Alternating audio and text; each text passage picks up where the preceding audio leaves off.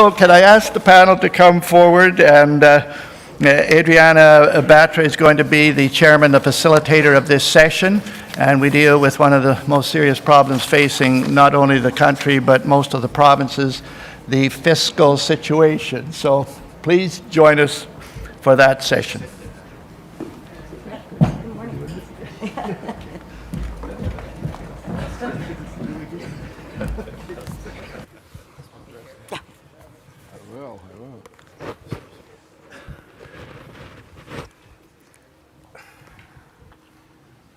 Do you have the clicker? No. Oh, it's up there. Okay. Good morning, everybody. How about a little debt and deficits with your hangover? Good times. Good morning. My name's Adriana Batra. I'm the editor-in-chief of the Toronto Sun. And before we begin our panel and our introduction of our three esteemed panelists, just a reminder that if you want to communicate with us, please do so through the app, Attendify. If you have not done so already, please download it, find this session, find my name, and you can send me a direct message if there is a question that you would like me to pose to the panelists. So let's get this underway. I would like to begin by introducing the Honourable Joe Oliver, of course, former Finance Minister and Minister of Natural Resources for the Government of Canada, and former Member of Parliament for Eglinton Lawrence. Catherine Swift is the President and CEO of Working Canadians, a non-for-profit organization that opposes the negative influence of labour unions on government and the economy and society. And Jason Clements is the Executive Vice President of the Fraser Institute and President of the Fraser Institute Foundation. Three individuals whom I'm sure most of you are familiar with have an inordinate amount of experience in all capacities when it comes to the fiscal situation in this country. I'd like to begin by asking Jason to present for us.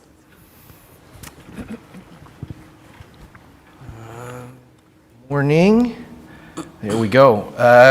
So thank you, Adrian, and thank you to the Manning Center for the invitation. Obviously, Sunday morning, we want to talk about debts and deficits because the credit cards were used last night, is my assumption. So I was given a couple extra minutes just to give an overview of the budget from from Tuesday of the previous week, which I will unfortunately go through for you. So what I've tried to do here is add a couple things that I didn't see in the general press. So the slide here gives you a bit of an overview, but what I'm trying to compare with is the fall economic update to give you a sense of how things have changed in the last 6 months. So revenues are actually down from the last 6 months, which is a sign the fourth quarter, the economy was basically flat. January numbers look flat. February numbers look equally as bad. So revenues are slightly down from the fiscal update in the fall. Spending is slightly up for current fiscal. The deficit is slightly higher. Obviously, if revenues are slightly down, spending is slightly up. Deficit will basically be $20 billion, which is again slightly higher than was originally forecast in the fall. Federal debt will reach about $705 billion. That particular measure adjusts for assets. So that measure is if we sold all the assets that we have as a federal government, we still owe $705 billion. One of the things that I thought was missed, and it's certainly one of the reasons I'm worried about the deficit, is that one of the fastest growing line items in the budget is interest costs. Now, given that we remain at historically low interest rates, the risk going forward of interest rates even going to their long-term normal level is significant in terms of the size of the deficit. Now, in terms of the spending announcements, which in my view were overblown to say the least, there's very little in current fiscal. Much of the spending that was announced in the budget, certainly the $26 billion number or the $40 billion number, those are 4-year or 5-year numbers going forward. So some of these spending programs are quite inconsequential in the current fiscal year, 2018-19 or 2019-20. They're really an issue on a go forward. So the four real areas that were talked about, the EI training, there's 2 programs that were announced. I don't know if Catherine's going to talk about, well, one of the things that jumped out at me is that this program actually keeps the employers out of the mix. So they're actually not part of this program, which, given the importance of employers working with their team members to build up skills, it doesn't make a lot of sense to not have them part of the discussion or even the planning process when it comes to training. It's a fairly small program, but it will actually accumulate costs significantly on a go forward. Next was the housing initiative to try to help millennials. I think there's a number of people who've raised concerns about a changing role for the CMHC. If anything, we should have learned a lesson in 2008, 2009, particularly from the United States, about the risks of getting the government actively involved in subsidizing the housing market. One thing that was good was the increase in the GIS exemption for workers. So if you're a low-income senior and you have a part-time job, this change just allows you to work extra before your benefit starts getting clawed back, which I thought was a good policy. Lastly, there's still a lot of ambiguity with respect to national pharmacare. Some steps were taken. Again, this is the third announcement where some small steps were taken in terms of potentially creating a national pharmacare program. The problem is we still don't know what the specifics are going to look like. So is that program going to look like what they have in Switzerland or the Netherlands, which is a fairly good national pharmacare plan? Or is it going to look like the UK, Australia, New Zealand, which have not been productive whatsoever and have imposed real costs on patients in those countries? So again, right now we just don't know the answer in terms of pharmacare. So this chart, which I hope Joe appreciates. This chart shows you where we came from in terms of federal finances from the last Tory budget, 2014-15, into the current budget that was just passed. So trying to give you a sense of what's happened in the last 4 years in terms of fiscal policy. So revenues are up $48.5 billion. Spending is up a little over $66 billion. The deficit has gone from basically a balanced budget position, which I'll show you in a sec, to what I think is a structural deficit. I think there's no doubt we are now in a structural deficit, and the federal debt has increased by almost $90 billion. So that's kind of a snapshot of the last 4 years. Clearly what is driving the deficit is not a lack of revenue, it's that we are spending much more than we are collecting in additional revenue. To try to give you a sense of the change in the deficit position, which I'm sure you all know. So the dark blue line is just the value of the surpluses that were expected in the last Tory budget. Again, we were basically in a structurally balanced position in the last budget from the Tory government. The red is the Liberal platform. As we all know, it was small deficits for 3 years, balanced budget this year. The light blue is the actual. So we clearly have gone from, as I say, basically a balanced budget, a structural balanced budget, to a structural deficit on a go-forward basis, and that's entirely due to spending. The idea that we're just not collecting enough revenue is just not correct. This is driven entirely by spending decisions. So one of the things we did, and we just updated it Friday, and I'm sorry, this is not the updated slide.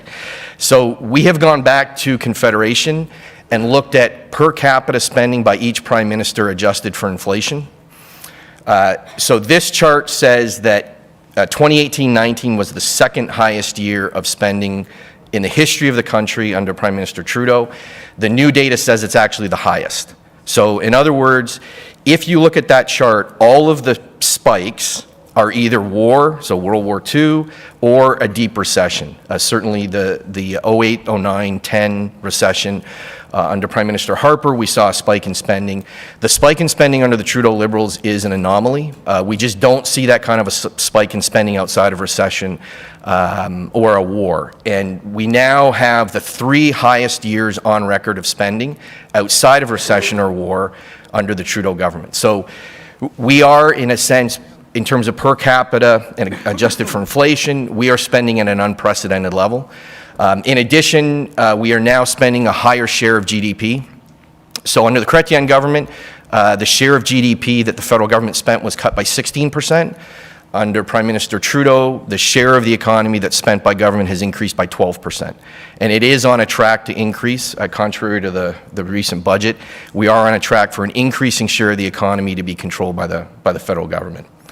Now, one thing I wanted to sneak in, which is fundamentally misunderstood, and I'm sure this is a communications technique, but just because we call something infrastructure doesn't mean it's infrastructure. Right now, it seems to me everything the federal government does is either called infrastructure or it's an investment. So colleagues of mine went through the infrastructure plan in detail. 11% of the $100 billion announced in infrastructure spending is actually on roads, highways, ports, bridges. The rest are in other categories. Now, that's not to say those other categories aren't important or potentially useful, but calling social infrastructure and that it's going to help businesses get their goods and services to market and make the economy more productive is disingenuous at best. I think accurately it's misleading. It's basically trying to sell a whole bunch of normal federal government spending as infrastructure, because I'm sure there's some focus groups that have said Canadians are more receptive to hearing infrastructure spending than normal transfers or redistribution. So one of the things we want to be careful about is assuming that all of this new spending is infrastructure. Again, the reality is about 11% of it is actually infrastructure. So what are the risks going forward? And I apologize, hopefully most of you haven't had breakfast yet. Myself and a number of my colleagues at the Institute have been worried about the state of the economy for 9 months. We started seeing warning signs the middle of last year. That runs everything from trade tensions, collapsing business investment, which we've done a whole series on, a serious lack of competitiveness in Canada. In fact, not only is there a lack of competitiveness, we've been going the wrong way, particularly when the United States has been going in the opposite direction, increasing uncertainty. And in particular, if there's a question, when you look at the investment data, we haven't seen this kind of an investment climate in 30 years, where not only are foreigners rapidly decreasing the amount of money they're willing to invest in Canada, but Canadians themselves are rapidly increasing the amount of money they are investing outside of Canada. Those two things together should be a real red flag for policymakers that we have a competitiveness problem in terms of attracting investment, and investment is the foundation for future prosperity. So we're quite concerned about the state of the economy.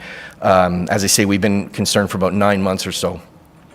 So the risk on the deficit, this infographic tells us from the current estimated deficit of 19.6, 19.8, what happens if we go into a relatively mild recession if the government does nothing. So in other words, this is what happens when the automatic stabilizers kick in, which is basically the EI account and the fact that we have progressive taxes, right? That if we go into a recession, we will automatically collect less revenue at the same time that we will automatically start spending more in the EI account. The deficit will easily jump to $35 billion, easily. And if it's a more serious or deeper recession, that number could easily go above $40 billion for the current fiscal year. Now, as is always the case when we're in a slowdown or a recession, there's great pressure on the political parties, and in particular the government, to quote-unquote do something. So depending on what they do, our estimate is that the deficit could go to $46 billion quite easily if they react modestly. If they are more aggressive, the deficit could easily go to 120. That's an annual deficit. Now again, that really depends on the severity of the recession coupled with what the government actually does. So the 120 billion is we have a fairly deep recession coupled with an active response by the federal government in terms of quote-unquote stimulus. And I'm certainly happy to talk about the pitfalls with what we call stimulus. The real risk here that hopefully you'll take home is that having a deficit this late in the business cycle risks going into serious deficit when the inevitable recession comes, which is why I disagree with a couple people who are here at the conference, one of whom was a speaker, about the deficit this year is less than 1%, so we shouldn't worry. I think that just misunderstands history, and it misunderstands where we are in the business cycle in terms of the risk of a deficit this late in the cycle. And so one of the worries that we have right now is that we are at the front end of the 1960s, 70s, and 80s again, which had us in deficit for over 3 decades, massive accumulation of debt, and we were basically probably a stone throw away from hitting a debt wall where the IMF was going to have to intervene. The reason for that, as this picture shows, is you can start off with these very small deficits. This shows the deficit as a share of GDP. As you can see, at the front end of that terrible period of fiscal policy, we had small deficits. But then you add programs when you come up to an election or you hit the inevitable recession, and those deficits get deeper and deeper and deeper.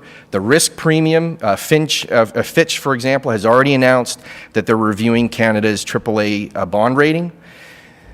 As the risk for bonds increases, the cost of debt is going to increase. And so what happens is you get this negative feedback where the deficit gets deeper and deeper and the debt accumulates. And for those who say we don't have to worry about a deficit at 1% of GDP, to me, this late in the business cycle, again, our worry is that we are at the front end of what could be another 3-decade-long problem, which is compounded by the fact that the Department of Finance itself says we're at the front end of a 3-decade-long problem. Their latest forecast from the fall of last year is that we won't have a balanced budget till 2040.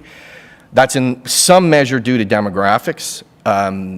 It also, in my view, has to do with the fact that we're now in a structural deficit. Again, structural deficit meaning regardless of the business cycle, we cannot collect enough revenues given the current tax structure to pay for the programs that we've already got in place.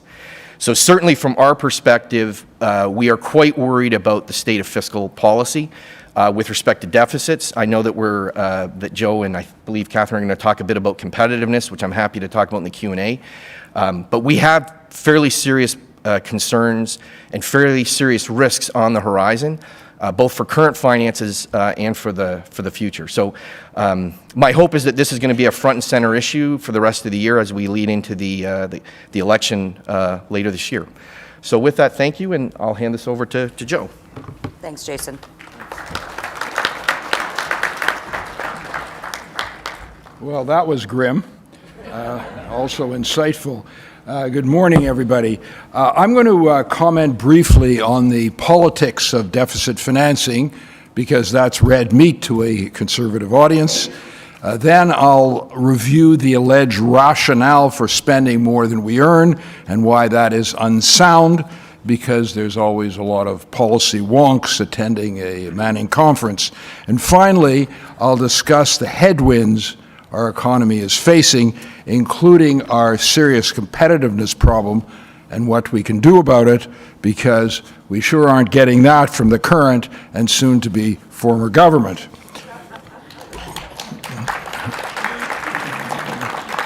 If there hadn't been applause, this would have been a serious issue. For the Liberals, the obvious political appeal of deficit financing is to buy votes with electors' money by offering them goodies which miraculously won't cost them anything, like a spendthrift parent who is popular because of the presents he doles out.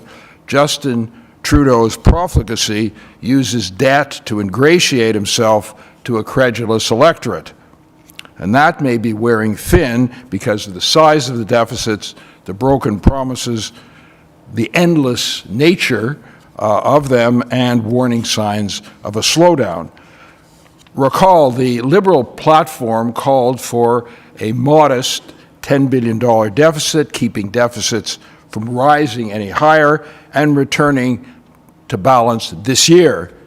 Promises made, promises unkept, actually unkempt. For those old enough to remember and nostalgic enough to care, and Jason mentioned this, I presented a balanced budget for the year 2015-16. Bill Morneau inherited a surplus, and that reached $7.5 billion after the first 11 months of the year, a surplus each month. But since the Liberals claimed they were saddled with a deficit, they had to produce one, and so they roared in with over $9 billion in the last month to ensure there was a small deficit. And that was followed by 3 more in succession, and nary a surplus in sight. I should tell you that the Department of Finance every couple of years does forecasts, and the last forecast they did based on our budget indicated that by 2040 we would have a surplus of about $50 billion. In other words, we would actually have a net asset in the account that we'd be earning interest on. Now, looking over the longer term, from 1993 to 2017, federal government operating expenses rose from $119 billion to $311 billion, or a 161% increase. Now, if you take into account inflation and population growth, government today is $75 billion larger than it was 26 years ago, yet the biggest change during that period has been computing technology and smartphones, which enormously increased efficiency. So if the government had not gone beyond inflation and population growth, personal taxes could have been reduced by 40%, or corporate taxes and GST could have been eliminated entirely. And that is the cost of increased expenditures. The Globe and Mail thinks that deficits are like rocking to the oldies on a gramophone. I think not. Now, let me comment on the purported rationale for deficit financing. The Liberals argued that fiscal stimulus via infrastructure investments was the way to generate growth. Yet, through direct disapproval and hostile regulation, the government effectively killed 5 pipelines and LNG projects with potential private sector investment of over $120 billion that wouldn't have required a cent of federal financing. Spending more than you earn can't bolster growth indefinitely. To the contrary, rising interest rates become an increasing drag on the economy. Canada led the G7 with average annual GDP growth from 2010 to 2015, but no more. And we accomplished that through the energy crisis. And may I say, it provides a proof point for conservative fiscal policies, including lower taxes, disciplined spending, and a move to a balanced budget, none of which are hallmarks of the other G7 countries. Look, we can agree with the need for infrastructure investment, but existing programs addressed that issue. Interest rates are rising from historic lows, and that is a real problem. Jason talked about the aggregate. Well, the annual interest on the national debt this year is $23 billion, or $2,400 a year for a family of 4. If you add in the provincial and municipal debt, the hit last year was over $1,720 per capita and climbing just for interest, about $6,900 a year for a family of 4. That's just interest. You have to pay it. You get nothing from it. There's significant other negatives caused by large deficits: slower growth, higher taxes, reduced ability to respond to economic shocks and inevitable downturns. Also, government spending crowds out private investors and drives up interest rates. It shifts construction from the private to the public sector, which increases public debt and reduces productivity. And then, of course, there is the moral issue. Our debt will have to be repaid by the next generation. No parent would want that for their children, and no country should either. The government's view, their sunny view, was that a multiplier effect would result in the economy growing by more than it spends.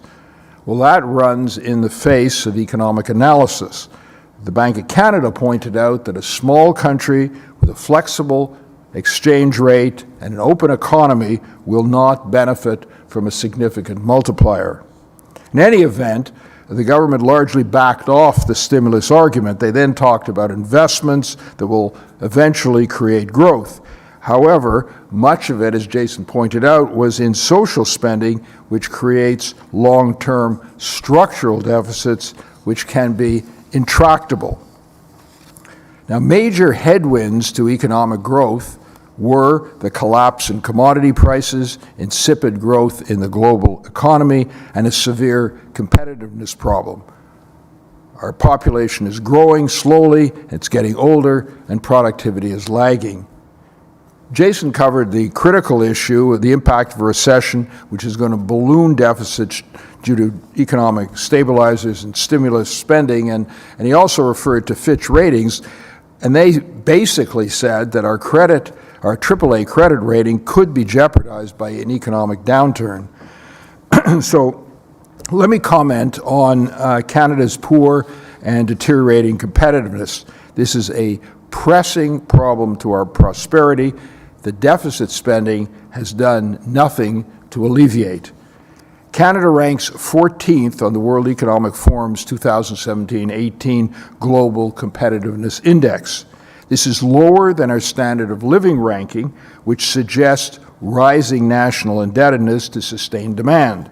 Large current account deficits and high and rising household indebtedness are indicative of such a trend. In private sector innovation capacity, tech readiness by business, regulatory efficiency, we rank even lower. We're 24th in innovation, which is a key indicator. And here are some other depressing stats. In pupil-to-teacher ratio in primary schools, we rank 56.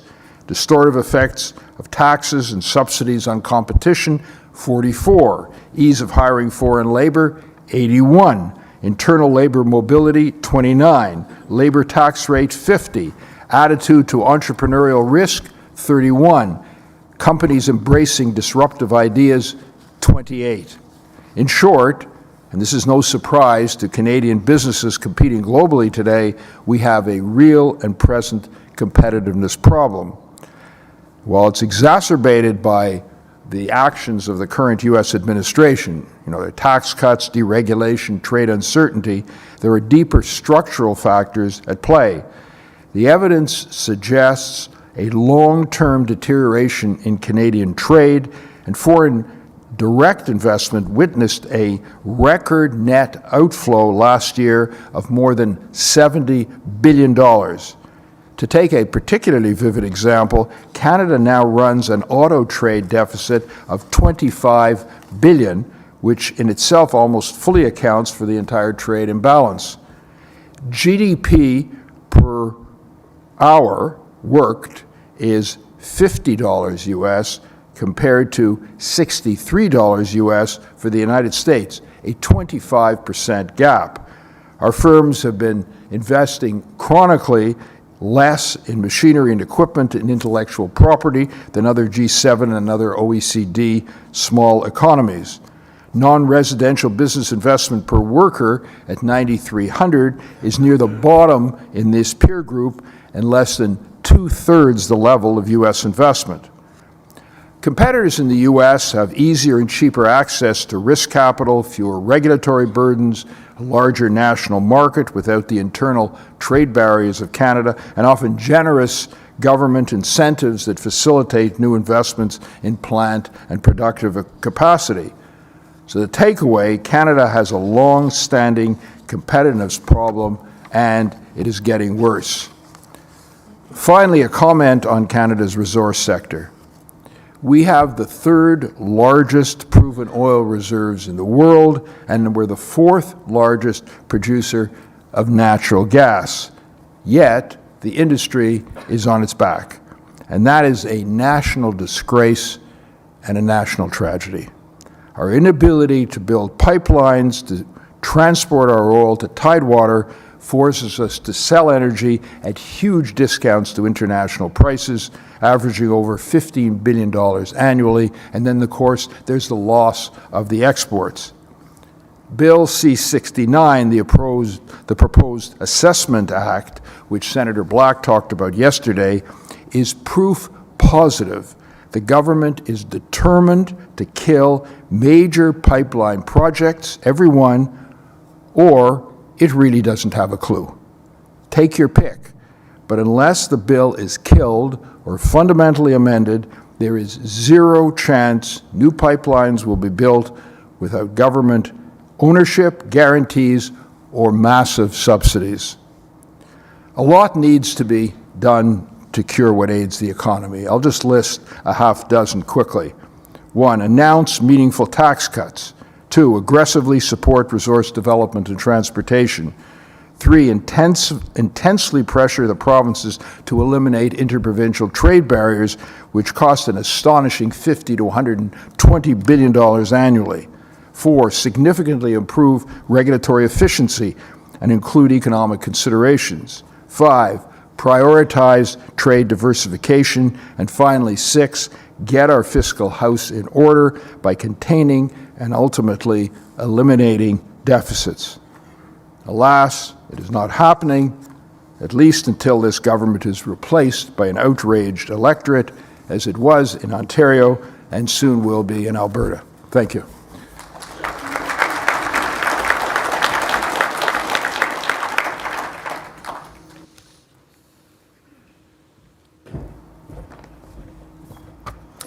There's nothing like fiscal policy on a Sunday morning, is there really? When I was first asked to join this panel, I heard that Joe and Jason had already chatted about what they were going to be discussing, and I felt kind of like Canada did at the renegotiated NAFTA situation, and here Mexico and the U.S. had already figured out what was going on. But then Joe said to me, "Don't call me Trump, Catherine," so I had to agree with that. I'd like to talk about something quite different, and I think Jason and Joe have done a great job of setting the stage, sort of in a more macro, big picture sense. And I'd like to talk about sort of more operational government issues, government culture, if that's not an oxymoron, and all of the factors within that end up contributing significantly to our fiscal morass. There's, as I'm sure you well know, when I worked my early career, I actually worked for the federal government for a few years in Ottawa when I was doing my master's degree at night. And it was not a happy experience, but it was a very informative experience. Because boy, there is absolutely zero incentive in government to spend tax dollars at all sensibly. In fact, things mitigate against it in so very many ways. When I was head of the Canadian Federation of Independent Business, we did a lot of research on sort of government compensation issues. Fraser's also done a lot of research along those lines. And as you probably know, for starters, your average government employee is paid, if you include benefits, pensions, and all the early retirement, all the goodies that they have relative to their private sector counterparts. The differential is anywhere from about 25 to 40%, depending on the level of government, and a very, very significant differential. And we did some research back in the day which showed that if we only had government compensation come into line with the comparable job in the private sector, the savings would be, annual savings would be about $12 billion federally, and then if you include provincial and municipal, you'd add another $27 billion. So in other words, every year, if you had fair compensation and equivalency between private and public sectors, you'd be looking at a $40 billion savings every single year. So that's not chump change.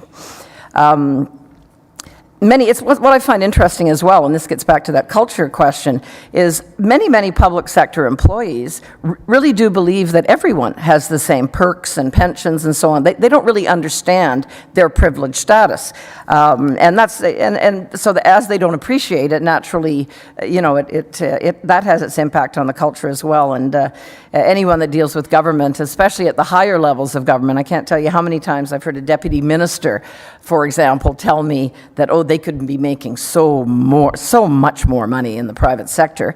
But mind you, none of them ever leave. So, that's kind of a little bit of an indicator that that's not really true. And when you get particular to senior levels of government, the pensions are outrageously generous, and factoring things like job security as well. And early retirements. Again, if you just had government workers working the same amount of time as private sector, you'd save a whole whack of money, because there's a lot of people you don't have to keep replacing every year, and you don't have to be pensioning early as well. So all of these issues feed in to the overall fiscal problems.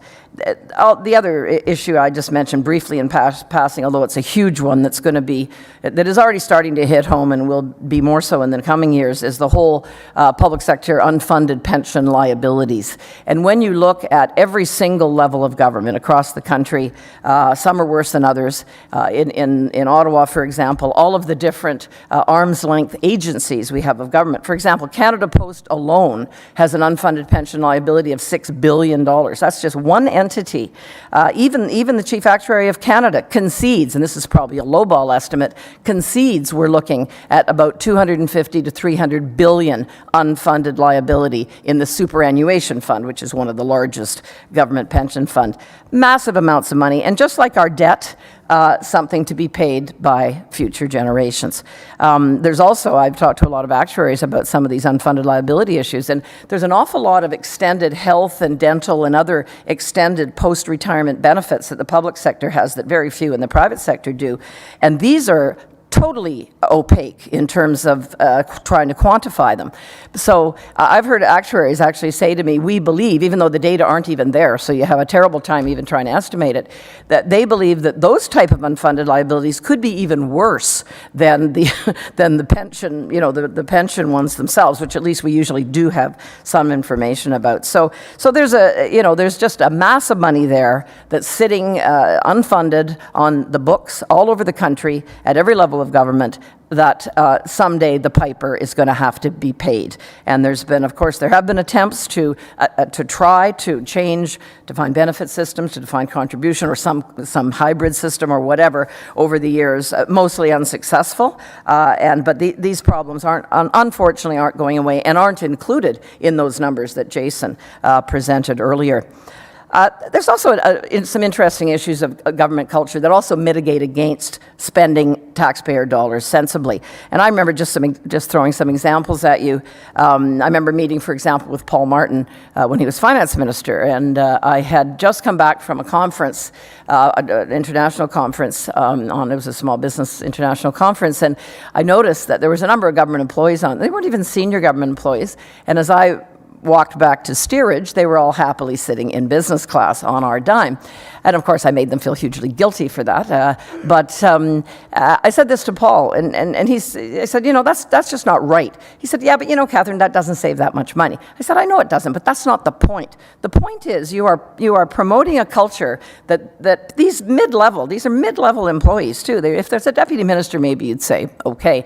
But they feel, hey, this is my right. And if they feel they're entitled to that, how are they going to treat taxpayer dollars in other contexts in their job? It just promotes this culture that, what I spend and the perks I have, they don't really matter in the big picture. And this is a pervasive culture. And actually, Paul agreed with me. He said, you're right.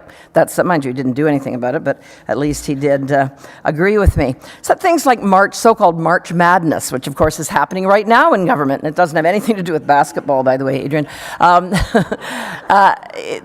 March Madness, at the end of the fiscal year, you probably know this, a lot of government employees, they haven't used up their budget, so they just buy a whole bunch of stuff. I remember once it was office art. They spent tons of money on office art. Last year, the federal government bought a ton of smartphones. Again, just a massive order of smartphones, and it was pure March Madness spending. Harper in Treasury Board did try to do. They actually made some progress on doing away with this. Under Trudeau, it's all back again. Again, these are all symptoms of the greater disease that there is no concern, no accountability about proper, sensible use of taxpayer dollars. And a part of that, of course, is the influence of public sector unions, because there is no accountability for anything, not just spending, but of course behavior. What you see in a government workplace is poor employees, of course, are never let go, as they would be in a private sector context. They tend to get shuffled around, and a lot of people have speculated the reason morale tends to be bad in a public sector workplace is you never get rid of the jerks that you don't really want to work with, but they're there in your office. It was interesting. I'd co-chaired a red tape reduction commission back around 2010, and my co-chair was Max Bernier, so that was interesting. In any event, we met with quite an array of deputy ministers, your senior government people, to try to look for ways that we could really reduce red tape. And what we found, one of them said, basically, well, we're unionized, so basically we can't really do a whole heck of a lot about these things. And I thought, what a culture of defeat that you're just throwing your hands up and say, well, we're unionized, so we can't really do anything about that. At a beer, of course, with unions, there's the issue of transparency, and this came up a little bit, I think, in earlier discussions. Again, Harper did finally pass transparency legislation, which, of course, Trudeau got rid of immediately, one of his first moves in government. Canadian unions, of course, have an ideal environment of mandatory dues, no restrictions on how they can spend that money, and we see them intervening in a partisan way in elections more and more and more as time goes on. Another interesting thing, and this came up in a session yesterday afternoon, unions also fight hard against the adoption of any productivity or efficiency enhancing technology. And I've heard from private sector leaders say in the auto sector, they say, yeah, the unions, they increase wage costs, but that's not that big a deal. We can actually pass that on to consumers and so on. But one of the most pernicious effects they have is they delay or prevent the adoption of technology that would make my business more efficient, so I get less competitive. And this applies to governments as well. Governments and countries get less competitive because of this high, and we have some of the highest levels of unionization in the public sector in the world, in Canada. So a very, very, very happy scenario for unions, not so much for the rest of us. I wanted to just mention in passing too, entities like the Canada Investment Bank is going to be a huge sinkhole. I think it's a money laundering operation for public sector pensions to basically lay even more of their liabilities onto the taxpayer base. And the growth of those arm's length agencies is a huge, huge problem in Canada too. And just to mention, I don't think we've mentioned demographics yet, but of course the demographic trends that, we baby boomers, when we were entering the workplace back in the 70s and whatnot, paying gobs of taxes to governments, there were so many of us, that was a real boost. And Pierre Trudeau Sr. spent like mad, and we can oppose that, but he did kind of have the money to do it because of that baby boom bulge that was in the workforce, very active and so on. Of course, the reverse is happening now, and even though governments everybody's known this is coming for years, they've done absolutely nothing to prepare for it. So this is just going to exacerbate problems we currently have. And just to talk about solutions, because I know Preston always likes to talk about solutions, we do have to do something about unions in this country. They're ruining our public finances. They're declining in the they're declining in the private sector big time because they have to compete there. In the public sector, they're just, they're so ensconced. It's an absolute disgrace. And they're undermining our public services. In Ontario, where I live, we have our teachers' unions, some of the most powerful unions in the country, and we have grade 6 students, half of them failing math. They're not contributing to quality of public service, they're degrading them. So we're not getting value for money there as well. And our courts have not been our friends, as I'm sure you know. Whenever we have these court cases which look at things like partisan spending of dues and so on, the courts invariably to date have decided with the unions. So something's got to give there. And again, I think public education is huge. We see issues, things like gay marriage were illegal in our lifetime, right? Not that long ago. But the courts had to come around because public opinion forced them. It's going to be public opinion that's going to have to force them in this instance as well. And that's why we need to have better public education, better comprehension of the trends that are going on right now everywhere and how they affect average people in their day-to-day lives. In terms of the culture in government, it can be changed. It takes again, a brave government to do it. We need different budgeting processes to get away from the March Madness phenomena. We need more accountability, dealing with irresponsible employees and promoting the good ones as well, of course. There's an upside, removing the perks like business class travel and so on that shouldn't be there in the first place. And that education factor is important. Just to give an example, I'd love to see a government somewhere, and again, I'm not a lawyer, so I don't know the legalities, but I'd love to see a government somewhere just stop collecting union dues. Just stop doing their administration for them. Unions, we love you to death, and hey, you got those mandatory dues, but you know what? You can collect them. Do you know how that would cut their revenue stream massively overnight? And again, I'm sure it would be wound up in the courts for years and years, but during that time, they wouldn't be receiving that revenue stream and they'd have to scramble to collect it themselves. So there's one idea I'd love to have pursued. And finally, I guess the best way we can deal with this is don't vote Liberal or NDP. Thank you.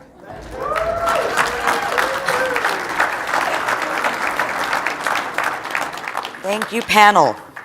We do now know that budgets don't balance themselves. That's for sure. The last federal budget saw nearly $23 billion in new spending and a deficit of around $20 billion. So Jason's slides were quite instructive in seeing with respect to the spending. On Friday night when Karl Rove spoke, he talked about Bernie Sanders, and how Bernie Sanders raised hundreds of millions of dollars by basically promising everything for free. We always think that our American friends have a little bit more common sense, knowing that there's no such thing as a free lunch. But that notion has always existed in Canada, but it's only getting worse. He could potentially win the Democratic nomination next time around. I only bring that up to say, what we see always, it doesn't matter if it's a Liberal government, Conservative government, or NDP governments on a provincial level, everybody hands out stuff for free. Canadians like free stuff. How do we make the case and help them understand today's debts are tomorrow's taxes? Someone's going to have to pay, and as you said, Catherine, you're going to have to pay the piper at some point. So let me start with you. How do we start articulating that notion as fiscal conservatives that there is a bill that comes due? Yeah. Well, I think it's very interesting. When I look back to the mid-90s, when Canada did face, come very close to the evil debt wall, there was a massive, and I have to give credit to the Liberals, and even though we know they, did it in nefarious ways, like downloading massive cost to the provinces and stealing $57 billion from the EI account and so on and so forth. But I think they did a pretty good education job on the general population. People got worried about it. When you tracked public opinion polls at that time, you saw Canadians going, ooh, this is bad. I mean, we were getting called, you might recall, we were getting called a third world country in the Wall Street Journal, and we were, but your average Canadian, because that's where you got to do that kind of stuff. They did buy in, and Canadians generally, and we found this at CFIB where we were always doing polling. There is a sense, and I've even seen this in recent opinion polling. There is growing concern about the deficit. Reaction to the budget lately, I saw some polling which said, yeah, there was things people liked in it, probably because they thought they were actually going to be measures that they were going to see, which this government doesn't tend to do, like follow through on their promises. But there was big concern about the deficit. So I really think concerted efforts to bring down to your average person level exactly what this means to their family, and Fraser tries to do this. A lot of people do this. Okay, this is costing your family X thousands of dollars. Your kid is going to have this bill. Effective advertising and so on. But I just don't think, on balance, conservatives, small c conservatives, do as good a job of it as needs to be done. There was a fabulous U.S. ad, and this was a number of years ago. I don't know if any of you saw it, but a woman came to the door with her baby in arms, and the fellow at the door said, I just want you to know, that your government's really in debt, and it's costing, and made up these horrendous numbers, and, this debt. And the woman said, well, I don't really care about that or whatever. And he said, no, I'm talking to her. And he said, I'm talking to the baby. And that was such a, wow, that was such, and I know public education is always out there, but we have to do a better job, because unless you've got awareness, you're not going to get the concern and finally the people saying, okay, that freebie, I guess I'll forego that freebie because I know it's going to hurt more down the road. Joe, you've actually been in a position where you have to craft these budgets and everybody is coming to you for more and more spending. How do you turn around and say, no, can't afford it? Well, you have to be Dr. No as Minister of Finance, but and I remember a story about Jim Flaherty. He said he went into caucus one day and he said, we've got $50 billion in asks on this budget. I mean, this is a problem, and that's just from caucus. Everybody is tempted, of course, to get what they think is important. I despair a little bit because it really only seems to catch the public's eye when you're in a crisis. I mean, Kathleen Wynne tried to spend her way to election victory. It turned into a disaster, but there was such a long preceding list of horrors, and the province was clearly perceived to be in deep financial trouble. The intergenerational problem, if we can articulate it well, I think is a moral issue that people understand. I think that the important thing is to try to get this down to the individual and see how he or she is going to be directly impacted. That's why I like to talk about the interest on the debt and how much it's costing people every year. So if you tell a family of four, look, it's costing you almost $7,000 every single year just to pay the interest on the debt before we even get any benefits whatsoever, and before you have received any of the income that you have earned. I think that message, I think we should keep pounding in. But unfortunately, in the United States, there's two comparison problems that are problematic. One is they're spending much more than we are, and second, what I thought was an endangered species now seems to be emerging out of the mire, which is the American socialism. And the latest one hears about is modern monetary theory, which is neither a theory nor monetary, but it basically says as long as you incur debt in your own currency, there's never a problem because you can print more money and raise taxes and so on. I mean, there is the little issue of hyperinflation, which would be an inevitable result of it. But the fact that that's being talked about almost seriously by the far left in the United States is a problem. We have to define this in our own terms and try to bring it down to the level that the individual can understand what the impact on him or her is. Jason, I'm going to sort of shift it a little bit for you. There's a lot of questions that are coming in, and they want you to expand on what you had said earlier in your comments, that, quote, deficits don't matter. And there are a lot of commentators out there who are influential, and actually people read them, and it says it doesn't matter anymore, so everything's great. But putting it in that context, so expanding on why do the deficits actually matter, and the debt, and further pivoting to the part of it's really about the debt to GDP ratio, which the average Canadian doesn't pay attention to nor understand, but that said, and that remains relatively low. So sort of putting those two concepts together. Okay, Good luck. You're going to remind me of the second one. The first question to me is really, is it proper economic policy over the business cycle for the federal government or any particular government to balance their budget? Okay, so if that principle is over the business cycle, you want to balance the budget so that you don't have the risk of accumulating debt, then to be this late in the business cycle, I mean, remember, post-World War II, Canada has a recession on average every 8.5 years. The last recession was 2009, roughly. So if you just do the math, unfortunately, the probability is we're going to be in recession this year or next year. And as I mentioned and Joe mentioned, there are a lot of warning signs that we may already be in a recession.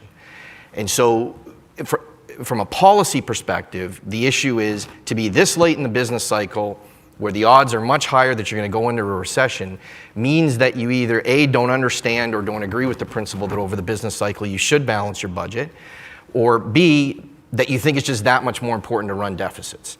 Now, the question then, it seems to me, from a policy perspective becomes, okay, but what are you running the deficits for? And my concern right now, contrary to the rhetoric from some, is we're not running deficits to make investments in bridges that will last 30 or 40 or whatever number of years. We are running deficits because we are spending currently on social programs, and in particular, transfer programs. That just means as we go forward, those are going to get larger and larger. Which then links to your second question, which is debt to GDP. Certainly as economists, it's one of the key measures we would look at, debt to GDP. The federal government continues to say we're on a downward track. The underlying assumption of the downward track is that we were not going to have a recession from now until 2040. Okay, so I mean, there's modern monetary theory, there's socialism, and we're not going to have a recession for the next 30 years. Or sorry, 20 years. I would put all those in the camp of wishful thinking. And I mean, again, the reality is on average, we have a recession every 8.5 years. Right now, we should be in a surplus if we were in a balanced budget position over the business cycle. So to me, you've just got all these markers adding up of we have very poor public policy right now when it comes to the finances of the federal government. And that doesn't even take into account that our current tax structure is not competitive. So it's not only that given our current tax structure, we're in a structural deficit, and we're facing a deficit as we likely go into at least an economic slowdown, if not recession.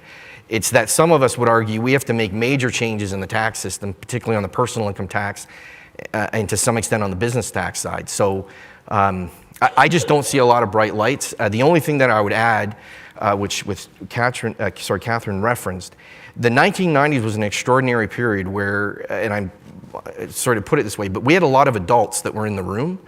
Roy Romano in Saskatchewan was the first premier, first political leader to seriously take on a deficit. That laid the foundation for Premier Klein. That laid the foundation for Prime Minister Chrétien, which laid the foundation for Premier Mike Harris. There was an incredible consensus at that time. And I think it was because, as Preston has said, the relay race of everybody from the think tanks to the advocacy organizations to the political parties were all singing from the same hymn book, all talking about narratives about the threat and risk of deficits and debt. And I just, unfortunately, we're not in that space right now.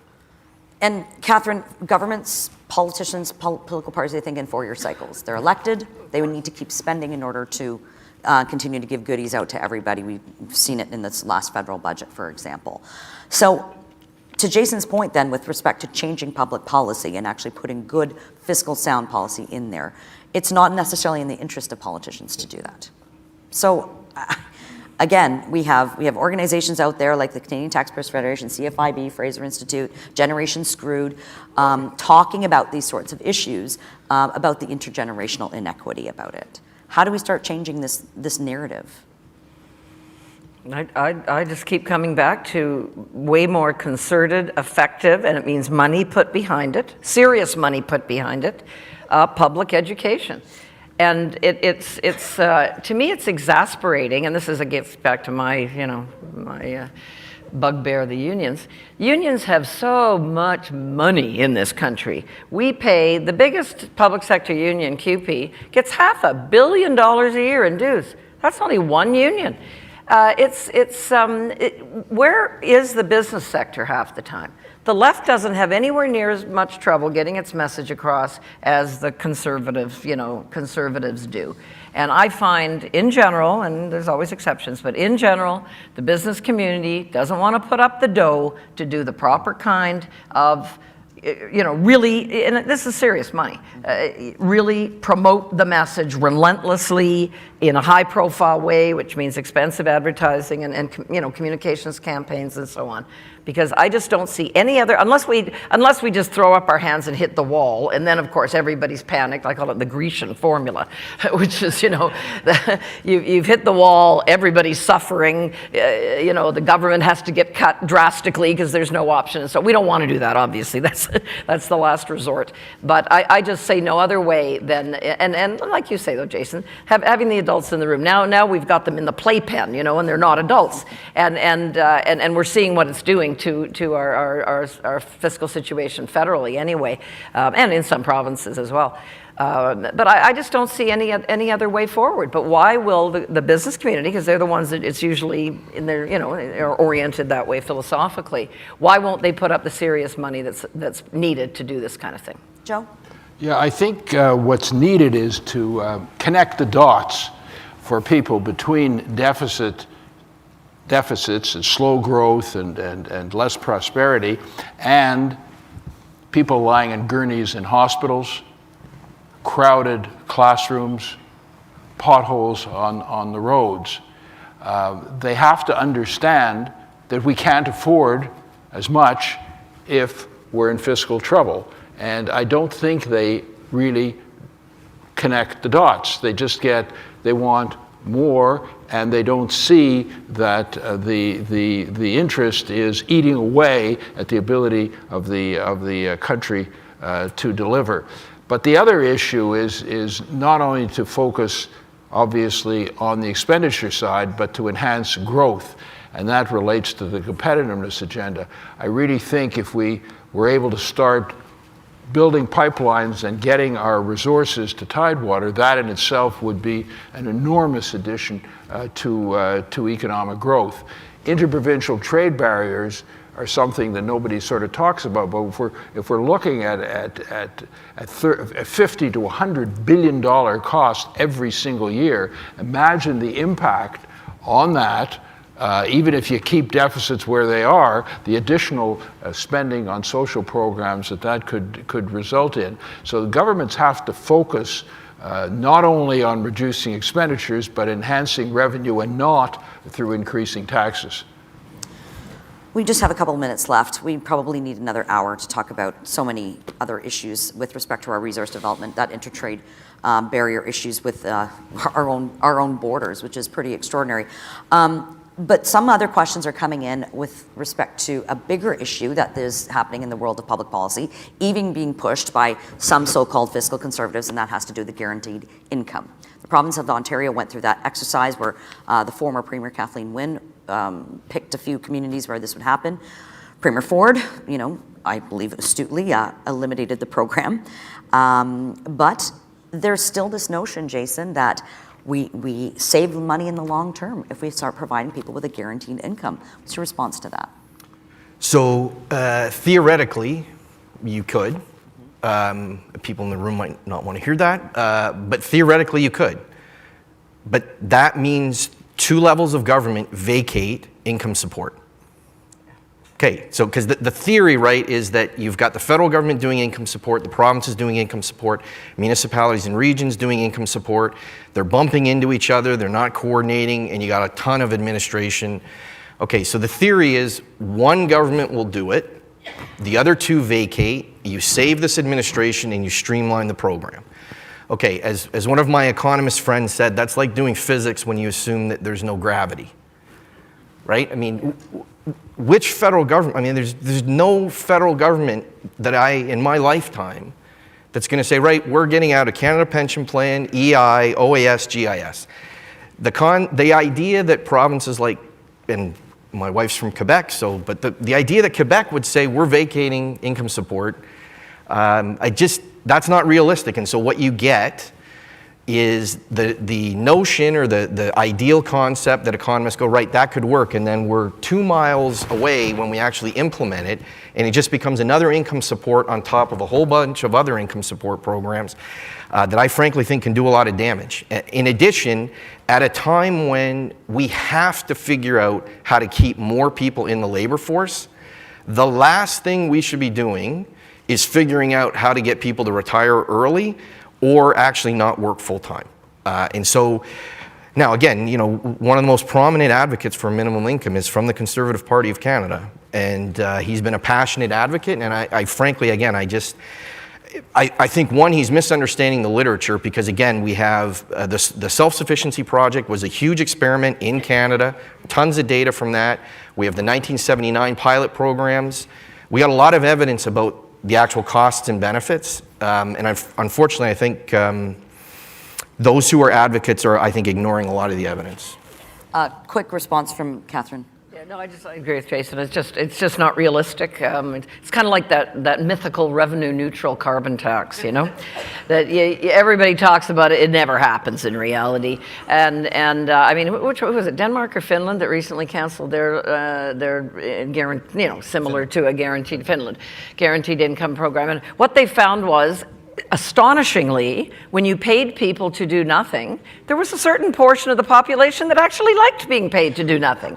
And is this a shock? Of course not. And granted, a lot of people won't. But you're not going to get rid of the problem with the bureaucracy and the cost, because that's just impractical, politically impossible. You're going to have a certain segment, and they may be small, but it's kind of a moral hazard argument, that are going to be happy to stay home. And the millennials in their parents' basement, I heard, were the main beneficiaries of the Ontario pilot project, for example, and you're not, and a lot of this is being predicated right now on the so-called all the technological revolution that's going to eliminate so many jobs.